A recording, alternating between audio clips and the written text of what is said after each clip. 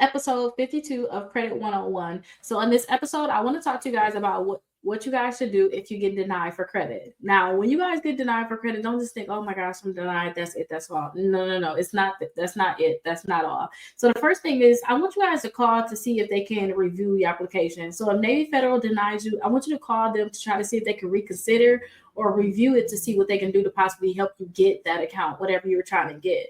That way, it may be something you can change. Maybe they couldn't verify you, or maybe there was something else going wrong. So I would love for you to call to try to see if there's anything that they can do to, help you get approved for that account that you're applying for. Also, you guys can request a free copy of your credit report. Say if they were like, well, we want to send you a notice in the mail, check your credit reports and see what you can do. They give you that spiel. You guys are able to get a free copy of that credit report, whatever bureau that they pulled, just because you got a denial. So if you got a denial, you're able to get a free copy of your credit reports. We still have the weekly credit reports from annualcreditreport.com. But when it changes, years down the line, it should still be valid. Then still go ahead and get a copy of your credit report for free because you got that denial. Okay. And then check to see when you can apply for that account again. I know, like, if you were trying to get an account with Discover usually tell you, hey, you could try again in 8 days or 9 days. Check to see when you can apply again for that one, because it may just be something as simple as just your utilization is too high, things like that. So you could pay down a few credit cards that's going to report pretty soon and then apply again. Excuse me. So definitely check to see when they're going to check when you can actually apply for that credit card again. Now let's go over to episode 53, because those are all the steps I think that you guys should take. And let's talk about these third-party bureaus and, you guys actually checking those reports. I'll see you guys there. Hey, welcome to episode 53 of Credit 101. In this episode, we're going to talk about you guys checking those third-party bureaus at least every 3 months. Now, those third-party bureaus, you guys, are just like the credit bureaus, TransUnion, Equifax, and Experian. They just smaller. And I don't want to say that they're smaller, but they're just companies that have different information about you. Usually we hear about TransUnion, Equifax, and Experian, but we have these other bureaus that still behind the scenes doing what they do. So I definitely want you guys, after you fix your credit, we talked about, I think that was episode 50 or 51. We talked about you checking the credit bureaus every month. You want to check these third-party bureaus at least quarterly. So I would say every 3 months. Now, one of the main bureaus you want to check is Lexus, Nexus for sure. You just want to make sure there's no new negative information. Nothing new is being added. You just want to make sure no fraud or anything happening there and everything is perfect. So when you want to go ahead and apply for something, your Lexus Nexus is good. Also, you want to look at the save stream. Also, just make sure that everything is up to date. Everything is current. There's no new things, no fraud or anything like that, because that can help you guys. Like I said, when you want to go apply for something, you don't want to think, oh my gosh, I should have checked that first, because you could get a denial based off of some information that is on these bureaus. You can also check in the Clarity service. I see that a lot of time they are helping to report, like if you guys want to go on a cruise, they have like a special, those I forgot what you call them, buy now, pay later kind of things. Yeah, that's what it's called. That's usually who use that Clarity service. So especially if you guys are doing that SEMA, I think it's Snap, I forgot what you call it exactly, the Snap credit. That's those companies that's actually using like the Clarity service. So you want to make sure you're checking these. There's so many other third-party bureaus out there. I had a full video on that. We went over that a few episodes ago. So definitely check that out. Just go through the playlist and see where you can see those third-party bureaus and check those out. And then make sure you guys are checking those every 3 months.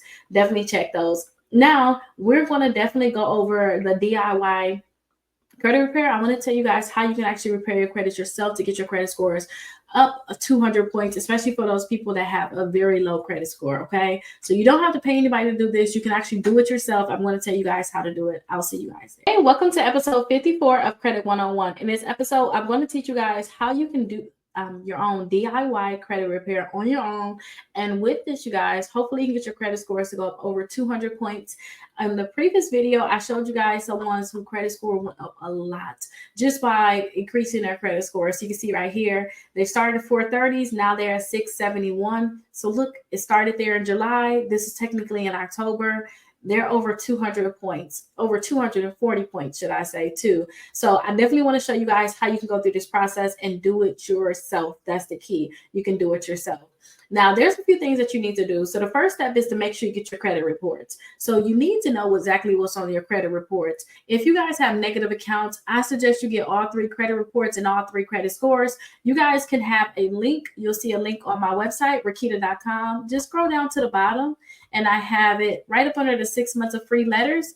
If you look right here, step number 3, you can go to Identity IQ. They have a free trial. And with this trial, you'll be able to get all 3 of your credit reports and credit scores. You'll be able to get that for just $1 for 7 days. So I definitely suggest that you guys check that out, especially if you all need to get a copy of your credit report. So that's something you need to do. Get a copy of your credit reports. After you get a copy of your credit reports, you see your negative accounts. You guys need to sit out disputes. So you need to remove these negative accounts from your credit reports. I have so many videos, and every weekend I show you exactly how to fill this out. I even offer a free letter so nobody can have an excuse on why they have these negative accounts. So again, go to my website, Rickita.com. You'll see you got free dispute letters, and you have a credit card list. All of this is free. You'll get it emailed to you instantly. So go ahead and click right there and get your get your dispute letter for free and start removing those negative accounts. Now, the next thing is you have to remove those inquiries. Usually on Identity IQ, if you scroll all the way down to the bottom, you'll be able to see inquiries that's on your credit reports. I suggest that you guys go ahead and remove these inquiries that's on your credit reports. So here's an example here. You got Capital One, you got Citibank. I suggest that you guys remove these inquiries from your credit reports. I have a free dispute letter that's included in that package. So not only do you get a dispute letter sent to the credit bureaus, but you actually get a free letter to remove those inquiries. Again, that's right on my website. You'll see this right here. That is where you'll get that free inquiry dispute letter. So you have to remove those inquiries. Now, I want you also to make sure that you have at least 4 credit cards reporting to all 3 credit bureaus. So 4 credit cards. Now, when you look on TransUnion, you need to have 4 credit cards there. I don't mean have 1 on TransUnion, 1 on Equifax, 1 on Experian, and then 1 on whichever bureau you pick. I mean, they need to report to all 3 credit bureaus, so you need to have 4 of them. Again, on my website, like literally everything is there. So it's no excuse why you don't have it done, because it's all organized for you. You'll see a lot of different credit cards here. So you'll see Rickita top credit cards. If you guys have bad credit cards, this is like my best list for people that got bad credit. Definitely check out this list because there are so many different credit cards here. But when you guys look on this list, go ahead and apply for 4 of them. A lot of these companies can pre-qualify you without a hard inquiry or don't even really check your credit at all. Now, I know Self, they don't technically give you a hard inquiry. Credit Builder Card don't even care about your credit. They're just going to verify that you're an actual person. You have Kickoff on here. You have Discover Secure. You also have Navy Federal Secure. So many different credit cards on here that you all can definitely check out. So please check it out and try to see if you can pre-qualify for one of those credit cards. I want you to have at least 4 of them reporting, okay? So I have 4 of them. You also want to make sure you have 2 installment accounts. Remember, installment accounts are just like your car. Your car is reported as an installment account, student loans. Remember, I just showed you guys that Kickoff account. Kickoff is technically an installment account. They have one where you can pay $10 a month for 12 months. And then after that, you're going to have $120 that you send to them. They're going to actually send you that money right away. I did a video on that previously. Hopefully you all be able to find it. Just search it. And when I signed up for that, I literally got my money back the next day after I requested it. So definitely check that out. That is really good. Also, check out Self. Self have another installment account, and these are for people with bad credit. Like if your credit really bad, you can't get anything, you should be able to get these because they don't necessarily check your credit to approve you. They check your credit to know that you're an actual person. So definitely check that out. Just make sure you have 2 installment accounts. Now, the biggest thing I had to learn was just to make sure that all of my accounts are set up on Autopay. No matter what, all of them is set up on Autopay because I never want to miss a payment. If you guys are missing payments out there, you're going to see that your credit score is going to get dinged so much. Your credit scores can go down up to 80 points. I remember once I got a late payment, my credit scores went out 80 points. And that's especially true for those people that have a very high credit score.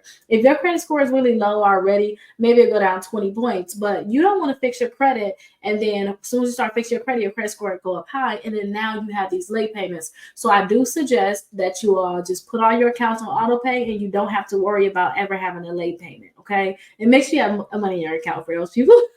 Make sure you have money in your account too. And then also, you want to make sure you pay your statement balance by your due date. This is just ensuring that you never pay interest And so they'll let you know, hey, your statement balance is this. Make sure you pay that by your due date. You'll never pay interest on your credit cards. Okay. I don't want you guys to get credit cards just to pay interest. You might as well just have a credit card with annual fee at that point if you're going to ask me. I suggest that you guys never pay interest on your credit card. I will literally cry if I have to pay something because I don't want to pay any. Once you get to a point where you can actually balance your credit correctly, you should not be spending any money on your credit card anyway that you cannot pay back right away. But just make sure that you all are paying your statement balance by your due date. And also, no matter what, even if you're paying your statement balance by your due date, please don't let them report more than 30% to the credit bureaus, okay? So make sure you keep your utilization under 30%. Because if you don't, your credit score is going to get dinged so much. You can technically pay it back, but what if there's an emergency, or what if you need to, I don't want to call it emergency. What if you need to quickly apply for something? I don't know, and your credit score is low at the time. Now you have to wait to pay off that car just so it can report to the credit bureaus. But if you stay ready, you don't have to get ready. So just make sure you keep that balance no matter what, under 30%. So on your due date, even if you pay your statement balance, sometimes your statement balance could be $8, but your account balance could be $1,000, and that's just because last month you paid it all the way down, but you spent a lot of money on your credit card this month. Still, if it's $1,000 and you got a $2,000 limit, that's a 50% utilization. Please get that balance down at least to $600, okay? And that's going to make sure that you don't go over that 30% when they report to the credit bureaus. But those are my suggestions. If you guys ever have any questions, definitely let me know. Just go ahead and leave me a comment or call me 833 Rickita. Let's go over to episode 55 of Credit 101. I'll see you.